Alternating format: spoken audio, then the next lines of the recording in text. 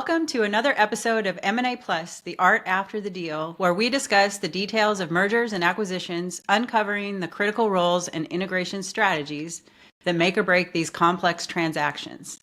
Today's episode is called Procurement Power, Unlocking M&A Success with John. We will focus on a critical aspect, sometimes overlooked, but crucial to M&A success, procurement readiness and transition. Procurement has a special place in my heart, as I spent over 12 years managing various aspects of strategic sourcing during acquisitions and transitions throughout my career. So I'm very excited to be joined today by John Troxel, a seasoned procurement expert whose extensive experience spans large-scale and complex management across procurement and strategic sourcing. John has helped shape the procurement strategies of numerous organizations and has managed procurement functions through acquisitions, divestitures, and mergers, bringing with him a wealth of knowledge on how to leverage procurement for maximum benefit during these transitions. Whether you're a COO, CFO, legal, or a procurement professional, today's discussion should provide some insights that will help us navigate the challenging waters of M&A from a procurement perspective. Let's dive into how strategic procurement management can significantly impact the success of mergers and acquisitions. So welcome, John. Thank you for joining us today. Thank you for having me. I'm glad to be here. I read about your background. It's very extensive, very impressive. And I wanted to kind of start with you telling us a little bit about your experience and highlight some of your amazing accomplishments. Well, I started out, my procurement role was with a company called AMP Incorporated, who is now TE Connectivity. We got purchased by Tyco Electronics in 1999. In the roles, I was a buyer, I was a manager, I was a director. I was then the head of procurement for our global procurement strategic sourcing and policy division. I would go around to 53 different countries, manufacturing locations, and set up strategies, set up a global process across all of our organizations across the globe, and define procurement strategies to help, obviously, save money for the company. I went from that role. The next procurement role I had was the Chief Procurement Officer for the Commonwealth of Pennsylvania. I got a call one day from the governor's office and asked if I would be interested in restructuring the procurement organization in the Commonwealth of Pennsylvania. So we went over to the Commonwealth of Pennsylvania. We put in new systems, hired a new staff. We put a whole process, a new procurement process together. And on $1.3 billion of spend, we actually saved $400 million in the first 18 months, which was like a 33% savings. It was a huge accomplishment. I had a beautiful team that helped do that. I then went on, and my next procurement role was with KPMG. After I left the Commonwealth, I took a role on as a director of strategic sourcing and training for KPMG, and I ended up spending the last 8 years of my career helping companies to negotiate contracts, set up new procurement organizations. I did a lot of M&A work with KPMG when we were involved in coming in and helping to set up the new procurement organization, if it's a carve out or a merged organization. So I kind of had that background there. I also taught MBA courses for 13 years, and 3 of the courses I taught were contract negotiations, strategy, risk management and insurance, and strategic procurement, strategic sourcing, and contract management. So I have an extensive experience in teaching, not procurement, as well as in managing it day to day. Awesome. That's so great. Thank you for sharing your extensive experience. So next, I want to just sort of jump right into procurement in the M&A context. And I think we can start by talking about having you explain a little bit about the importance of procurement in the context of mergers and acquisitions and divestitures, and also making sure to distinguish between the differences between acquisitions and divestitures and how you would approach those different types of M&A activities. Okay, great. Yeah, let's define mergers and acquisitions. Basically, are when a company is buying a piece of a company or a whole company, and they're going to physically merge it into their existing company. So let's call that mergers from now on. And then we'll have divestitures and separations. Typically, you'll find that those are private equity firms that are looking at buying a division or a piece of a larger company and standing that company up as a standalone company, basically rebranding the company and identifying this as now a new company owned by the private equity firm. So on the merger side, We're basically going to be focused on early involvement in the process. I mean, we should really be involved right out of the gate when they're still doing the due diligence. A lot of times, one of the pitfalls I've found in my career is that they only bring procurement in after the deal's done. Procurement can add a lot of value on the front end during the due diligence phase because we want to identify the synergies between the two companies. We want to identify where the value is. I just read a McKinsey study from late 2023 that they identified one third of the value in a merger and acquisition can be defined and accomplished by purchasing, by the procurement organization. And that's a huge amount not to have us involved early on in the process. So in the carve out, that basically, again, early involvement is a critical part. But there, one of the key pieces in a carve out too is standing up a new organization.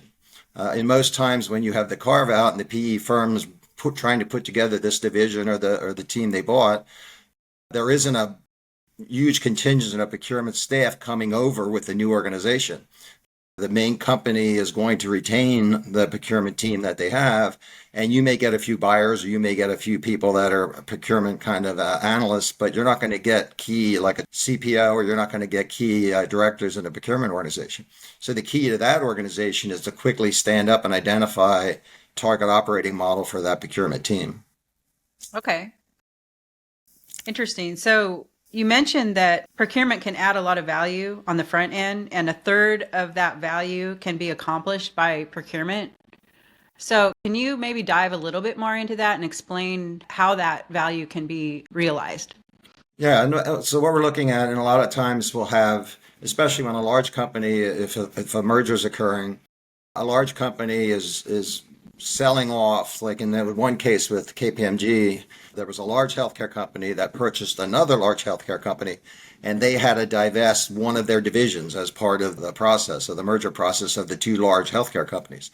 Well, this smaller division then was going to be bought by another company.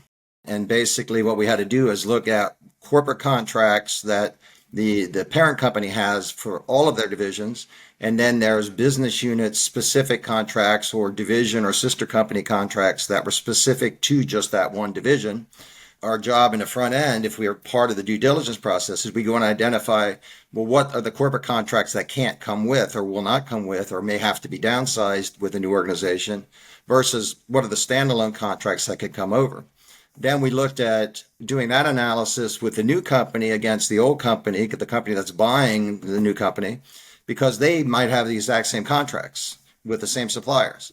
So now what the value is, where we find do the synergies, is to say, oh, you have Microsoft, we have Microsoft. You know, what's your contract? What are your terms? What are your payments? What are your SLAs? What are the things that you have within your contracts? Well, now multiply that by maybe 50 contracts that are going to be the exact same, especially say if they're two IT companies. The one merger and acquisition I was heavily involved in was a software company buying another big division of a software company.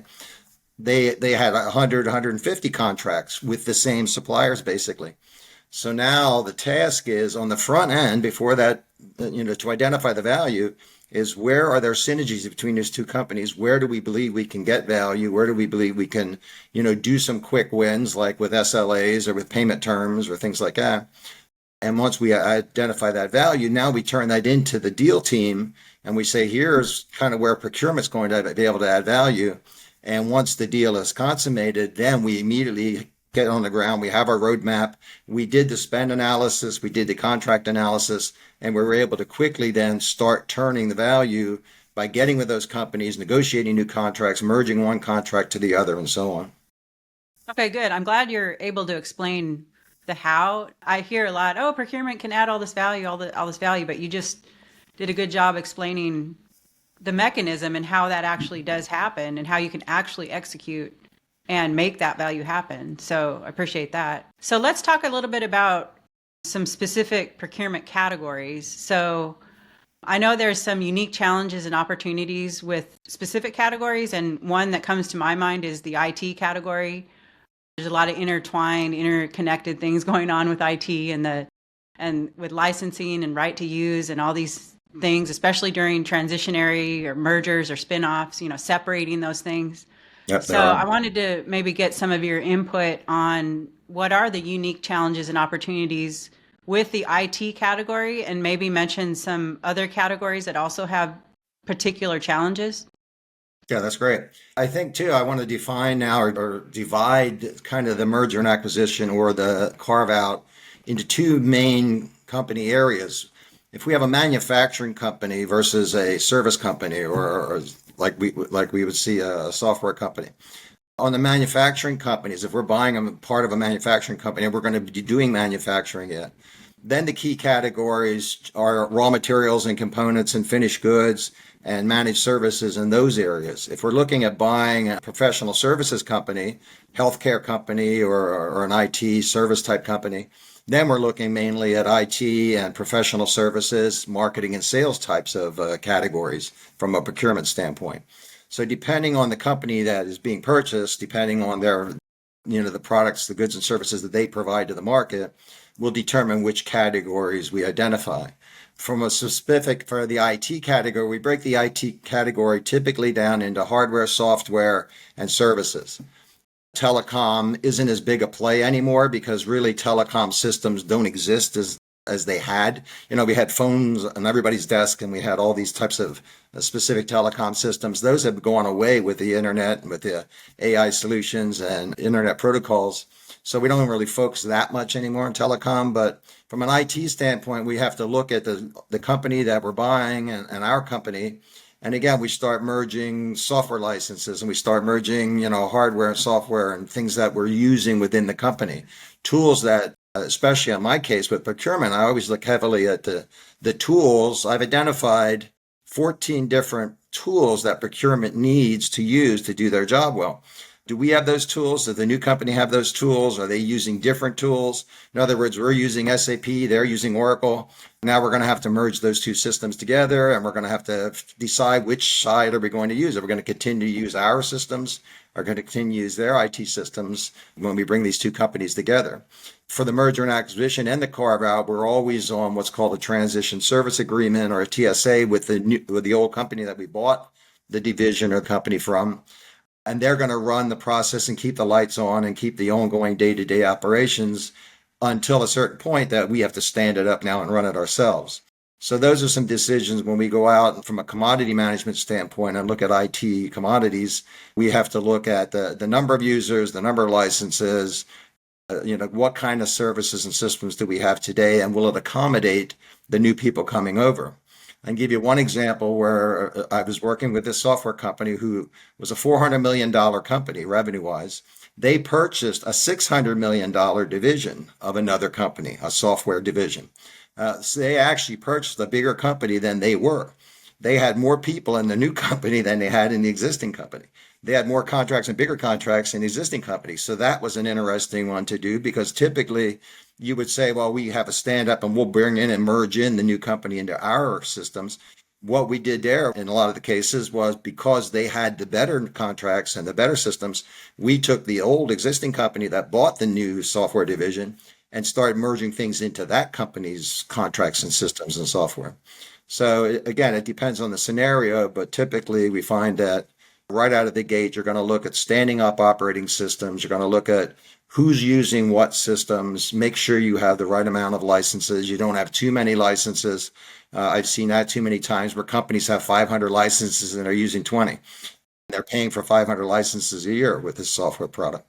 So we want to look at that. And then we want to look at hardware. We want to look at file servers. We want to look at, internet, where we have cloud servers and how are we managing that part of the IT and really start doing due diligence, what I call value analysis from a procurement standpoint, where we're really adding value by analyzing all of these operations and systems and people, and then providing our feedback back on how we're going to be able to get that synergy together, add the value to the acquisition or the carve out. So that brings me to another thought. So how did those negotiations go with these companies? I mean, some of these IT companies are huge, and it may be very time consuming to try to get them to agree to a new contract with a new spinoff or some, they're not necessarily familiar with that spinoff.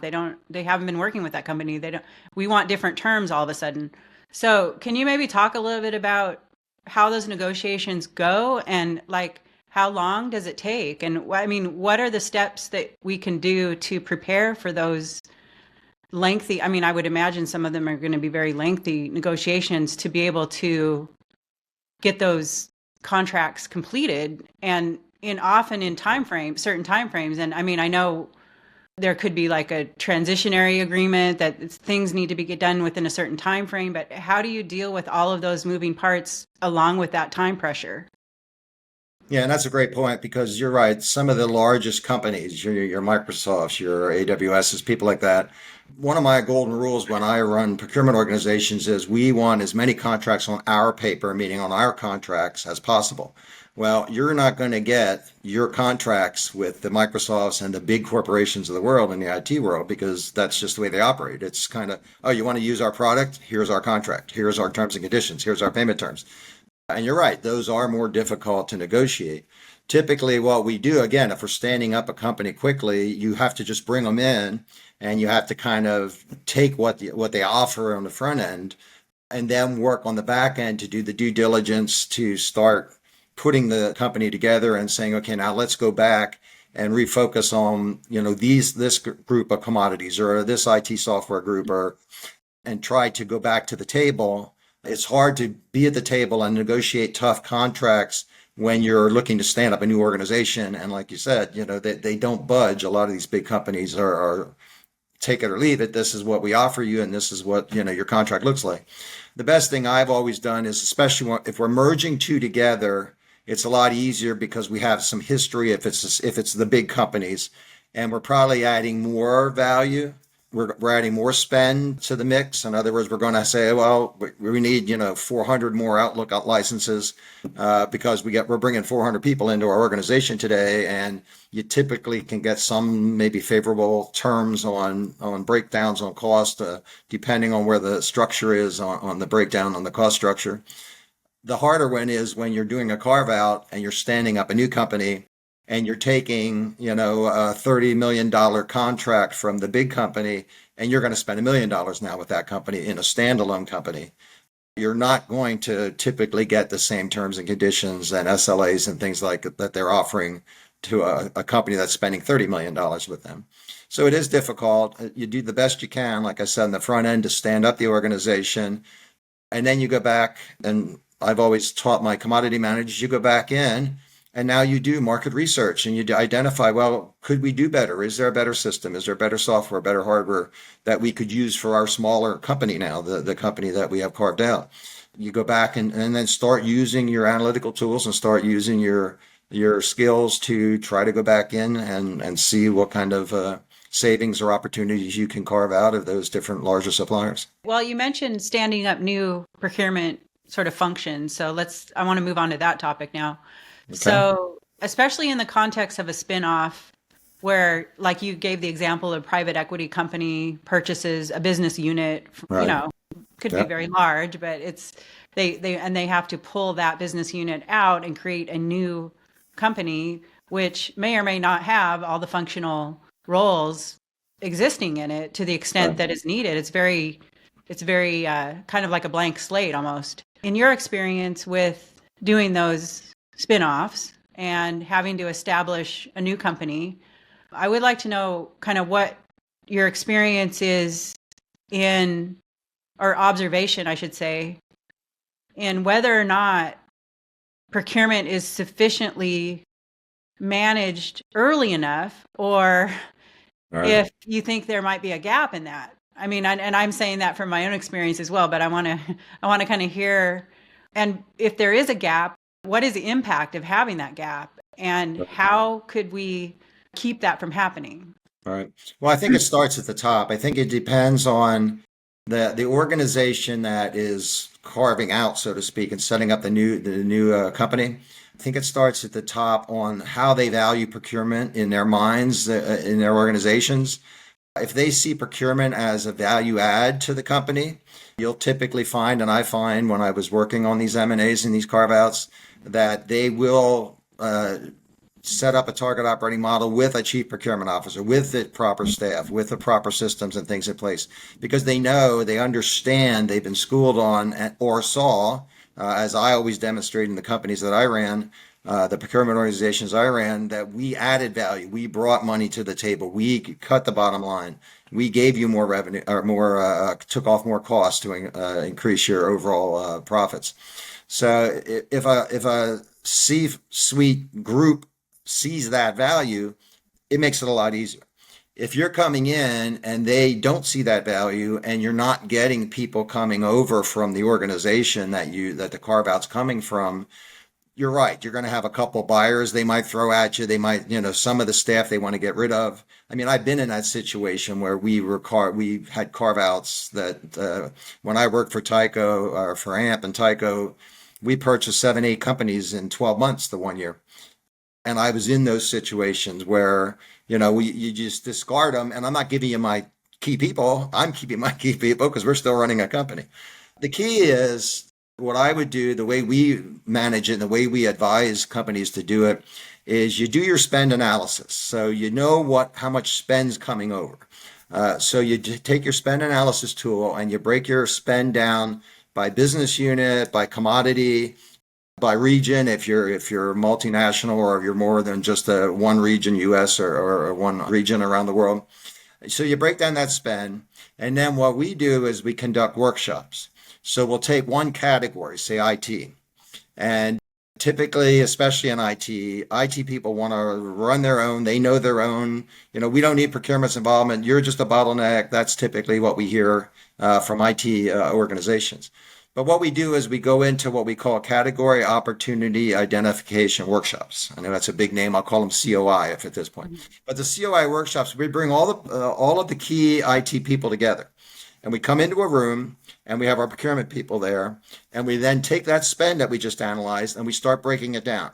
And we say, okay, IT software, what do we spend? Who do we spend it with? We brainstorm around optimizing that category. We start looking, what are some opportunities? And the key in this whole discussion during these workshops is we want to look at, well, what's the financial impact versus the highest probability for success in that category? So if we're saying we've identified 10 areas of opportunities within IT hardware and software during this meeting, and now we start putting them on the board. It's almost like a brainstorming session where we say, okay, well, we can reduce the number of licenses here. We can do this, we can do this and do that. So now you start prioritizing those by using that guide that I just said. What's the financial impact of doing that? And what's the probability of success? So you take your ones with the highest, that, the cream comes to the top, highest probability for success, highest financial impact, and those are your opportunities. Now, during that session, you're also defining and deciding what your target operating model looks like. In other words, what should a procurement organization do? How should they be staffed? What are they going to manage? We want to determine from a business unit standpoint versus procurement, who's going to manage the spend. And spend under management is critical. Like the top companies in the world have about 80 or 90% of their spend under management, meaning someone's assigned that category. Someone's responsible for the suppliers in that category, negotiating the contracts. So we come out of this workshop and they're brilliant because you could have had a CIO and you could have had IT directors and all these people coming in with their arms crossed saying, we make decisions, we do this, we do that. We come out of these workshops and we show them how procurement can add value in this area, this area, this area. So we'll lead certain levels of procurement within that category. And the other levels where you add the most value, you meaning IT staff, will maintain those suppliers and manage that spend. It makes for a perfect setup, and you do this across all the different category areas. So now you're doing it across marketing, you're doing it with engineering, you're doing it with sales, you're doing it with financial groups, you're doing it with HR. You're having these workshops for all the spend in each of those category areas. And what you have at the end is a roadmap that says, in order for procurement to manage what we all just agreed is going to be managed centrally now by a procurement group, this is the staff that we need to do that. This is the structure of the organization. And it's a very methodical, very strategic way of then structuring, not just saying, hey, I need 5 directors, I need a buyer, I need this, I need that. Everybody's decided, it's all been validated and prioritized by the executive management, by business unit management. And you have this beautiful then opportunity to set up this organization and start, capturing the value that you defined in the deal. Okay, good. That leads me to another question. So let's talk a little bit more about that procurement team. So I want to talk about or ask you, what types of competencies are best for this team to have, and what do you do when you're sort of lacking the competence and you have to do kind of a band-aid approach for a while before you get to the best in class procurement team? And then the other part of that question is, since I like to ask about kind of details and concrete numbers for things, Right. do you have a sense for like how many procurement people do you need on a team based on like how much spend there is, for example? So like say for every 100 million in spend, we need, 5 procurement people, or some kind of idea for our audience to kind of get an idea of what they're shooting for. Yeah, and that's a good question. I've never been able to define. I know they're out there, and people I see it in reports and research studies show this, that, and the other thing. I mean, I've been a member of the Institute for Supply Management since it was 25, 40 years ago, and they put a lot of surveys out, a lot of. I've never been able to find that I could define, and I ran a lot of organizations and helped a lot of organizations set up new teams to come to a standard that says for every $1 million, you need a director and 3 managers and 2 buyers. It depends on what you're buying. I could buy $100 million of a product in one contract. So I don't need 5 people for that $100 million. It's one contract I'm negotiating. I had with GE when I was with AMP, we had a $500 million contract, global contract. I had one manager managing a $500 million contract plus other contracts. So again, defining the staff by the amount of spend is not a good way to do it. And it's not, I could never find an approach to that. By doing this category opportunity identification and understanding your spend and deciding what's going to be managed centrally, what's going to be managed by a business unit. Now, when I know how many suppliers I have to manage, say in each of these categories, and the spend doesn't really matter. How much activity do I have to manage? How many contracts do we have? How many suppliers? What's the supply chain look like? Once I know that information, now I can say, okay, I need a director, I need 2 managers, and I need 3 buyers because I have 400 transactions a month in this commodity area. Over here, I only have 10 transactions a month. This could be handled by a mid-level clerical person or a senior associate or something like that. Mhm. So again, defining the organization. I know it's not the answer you're looking for because I can't tell people if you spend $100 million, you need this size organization. You can't do it that way. It's not structured that way. It doesn't really equate to the number of things that you're talking about or the No, complexity. it doesn't equate to the number of suppliers, in the market. Part of what I train my staff to do, we have category managers, and the category manager's job is to understand that market, the global market. So if Mhm. I'm buying IT hardware, I want to understand the global market. Who's inventing the newest wheel, who's doing this, how many suppliers are there in the market, who has the market share, and those types of things. They're out there analyzing and working on the market while you have people underneath that are doing the tactical purchasing, placing the orders, and doing those types of things. I'll just give you a real good example, and it's not a merger and acquisition, but I kind of always likened it to one. It's actually harder than some of the mergers and acquisitions I worked on. When I took over as the chief procurement officer for the Commonwealth of Pennsylvania, and the governor asked me to set up a whole new organization for procurement to be more efficient, save money, taxpayers' money, all that good stuff. I was handed a 40-person organization, and these people were at best, maybe some of them were good buyers, other people were, in most of the government it's 3 bids and a buy. So basically what I ended up doing is doing this analysis, spend analysis on $3 billion of spend, going through the processes. I ended up with a 175 person organization. I had to hire 5 directors from the outside world because none of the people were trained. You had to talk about skills and what kind of background do you need. None of these people were trained or skilled up in strategic sourcing and commodity management. So I hired people to bring in to kind of run each of those columns, each of those category areas. But then I brought people in from each of the governor's agencies. There were 37 agencies, so it was like 37 different companies. And they were all doing their own thing. They were all buying their own thing and doing their own thing. So we brought that together again, using the synergies, identifying what stays back in the agency, what comes back, come into one central organization. And I did the same thing with many other companies where we've done this. And then you clearly have an identified here's how many people I need to run this business, to run it well. And Mhm. out of that effort, as I said, we saved $400 million on 1.3 billion of spend. It So that's is. a great example. And as we near the end here, I wanted to actually ask you to give us a couple more examples. And I kind of want to focus on the spin-off situation just because it's a little bit more difficult for people to get their arms around when those situations happen. And Right. maybe if you could give us like an example where it was very successful and an example where it wasn't as successful and kind of what were the opportunities where it could have been more successful. Okay.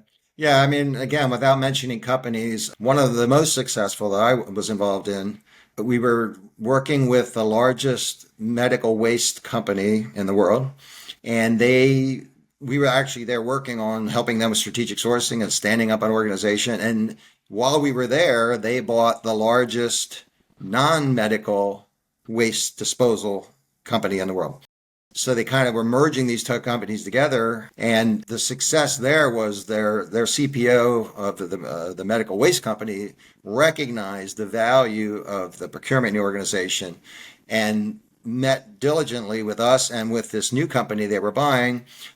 We interviewed all the people. We assessed their skills. We identified, who should take over what, who should merge with which divisions within the new company.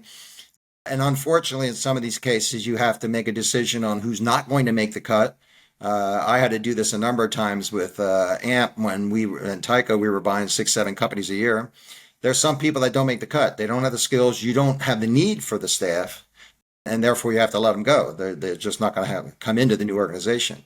But the biggest success there was the executive management was involved right out of the gate, Mhm. recognized how important procurement is to an organization, and immediately allowed them to spend the money and the tools and the templates and the staffing and the training. I trained 42 people on how to negotiate contracts. We were teaching 2 different contract negotiation courses. So again, that was a very successful, and they saved well over $100 million right out of the gate just on the procurement synergies that they brought the two companies together because they recognized the importance of that. Mhm. One of the kind of the worst ones I was ever at is I was there at a company. I was hired to stand up, come in and help with the procurement side of the organization through KPMG. And they didn't recognize the executive staff didn't recognize the value of procurement. I spent probably 6 or 8 months going through and identifying multiple operating models because this was a company that was worldwide. They had operations in Europe and the United States and Africa and Asia Pacific. We were identifying, where their spend is, and we did all the things that we had to do that we, normally do, spend analytics, and we do the contract lifecycle management analysis. And this company would not agree that they were in, I always call it, we're too small for a procurement organization. They look at themselves and say, well, we're only $100 million in spend. That's not enough spend to justify a procurement organization. So a few salaries and a few dollars and a few systems, they just Mhm. ignore. And Mhm. they kept allowing the business units to do the buying. They didn't allow us to kind of merge the contracts together because this business unit said, well, we're not using this company. We're using this company because we like this company better. The other 3 business units were using the same company, and it just we went on for about 6 or 8 months, and we just couldn't get any traction. We couldn't get any value to be drawn out of it. And eventually, the head of procurement quit the organization. He went on to another company because he was frustrated. He knew what had to be done. We knew what had to be done. Mhm. And like I said, it was just a complete failure because the executive management said, we're going to let the business units do the buying. We don't, in our mind, can't justify setting up a procurement organization. It's kind of funny that people might think procurement's not all that important. I mean, I have my own small business and managing my own spend. I mean, it makes a big difference to me if I'm spending $1,000 a month or $500 a month. And if you just amplify that into like these huge, large organizations, it's so easy to waste money and Oh, not take that margin. I mean, you're basically just reducing your margin, or you could run out of money, yeah, basically. that's right. So I mean, I would just, ask people to just sort of reflect on how important it is to actually spend or not spend money and decide what you're spending money on and making sure that you're not overspending. And that's a job that needs to be taken seriously to look at that spend all the time. Otherwise, you can easily just run. I mean, again, I want to compare it to a smaller business. The ups and downs are a lot more prominent in a small business. So one month you may be able to spend, more, but next month we have to cut back, by a third of the spend, and you do it very Right. quickly. So in the larger organization, it's just magnified, right? Right. Absolutely. So I would just point that out as something that I've learned a lot, not just being in procurement roles at large companies, but having a smaller company, Yeah. it just basically brings that point home Absolutely. even more. Well, I think the key is, and what I always try to explain to executives is, let the people who are the professionals in their areas do the work within the organization. In other words, none of my people ever profess to be able to sit down and design a product and do, because we weren't structural engineers and we weren't this and we weren't Mhm, that. But we are trained and we have skills in how to negotiate contracts, how to write contracts, how to set mhm, up contracts, how to find a supply base, how to manage the supply base, how to negotiate with suppliers. These people aren't trained in that. So mhm, we would always have what I call a center-led procurement organization where let us do the leading of all these procurement activities, but we're mhm, going to use your people, we're going to use their skills to design the product, develop the product, help us, negotiate it, bring the supplier in on the front end, and let them help you design the product. I can tell you 100 times in my career where the supplier would say, geez, if I was only involved in the design of this product, I could have told you how to do it so you could manufacture more efficiently and things like that. So I always tell CEOs, if you let each of the people, like I don't go into the financial group and tell them how to, invest the money of the company and do things like that because that's their skill and that's so people have to understand that procurement brings that value to the organization and we should be treated just like mhm. you're treating your CFO and your CIO and all of the other key people in the organization and let everybody do their job and there's where your value is going to come from the organization. Can you give us one key best practice that our audience can take away as something to keep in mind as it relates to procurement and M&A transition? Yeah, I would have to say, I mean, there's a ton of them I could list out, but I would think the most critical best practice in an M&A or a carve out is to bring procurement in before the deal is done. In other words, let us be part of the due diligence process. We have the skills to, typically you're going to sign an NDA between the two companies. You're doing explorations because you have to go in and look at the books and you have to see if they're profitable and you're doing those types of things. So you have the NDA signed. There's nothing you're going to. So let us come in and do spend analytics and let us look at their contracts and let us do the things that, most manufacturing companies spend between 40 and 60% of their gross sales on procurement, on goods and services. That's a big chunk of money being spent on and not allowing us at the table on the front end before the deal is even signed to analyze it, to come up with the synergies. I think that's one of the biggest takeaways that I would strongly recommend to PE firms and companies that are looking to buy a company to merge with their company is please bring procurement in very early on when the rest of the people are analyzing and deciding on value and should we buy, shouldn't we buy, that type of thing. What's the price we're going to set? Having procurement at that table is really going to add more value. So then when you start transitioning and integrating, we can come right out of the gate and we know exactly what's going on. So that early involvement in the process is key to the most successful mergers or carve outs that I've been involved with. Okay, good. Well, that's a good point. Well, I appreciate you being with us and giving us all these insights on procurement. I love the subject. Like I said, Me I've too. spent a lot of time with it. So thank you for joining us. And I think if anybody wanted to get in touch with you, they can connect with you on LinkedIn is probably the best place, right? So John Yes. Troxel on LinkedIn. So thank you. I appreciate it. Oh, you're welcome. This was great. I appreciate it Yeah. too.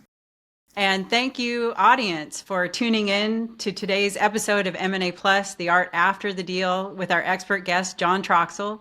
His insights into the role of procurement in mergers and acquisitions have highlighted the invaluable strategies and tools essential for any business looking to succeed in its M&A transitions and integrations. I hope you found this discussion helpful and that it provided you with practical knowledge to enhance your own procurement strategies during M&A transitions. Remember, effective procurement is not just about saving costs, but strategically extracting value that contributes to long-term success. For more insights and discussions on the art of mergers and acquisitions, don't forget to subscribe to our podcast on your favorite platform. If you have any questions or if there's a topic you'd like us to cover in future episodes, please send us your suggestions. Thank you once again for joining us. Until next time, keep strategizing and executing to turn your M&A challenges into successful outcomes.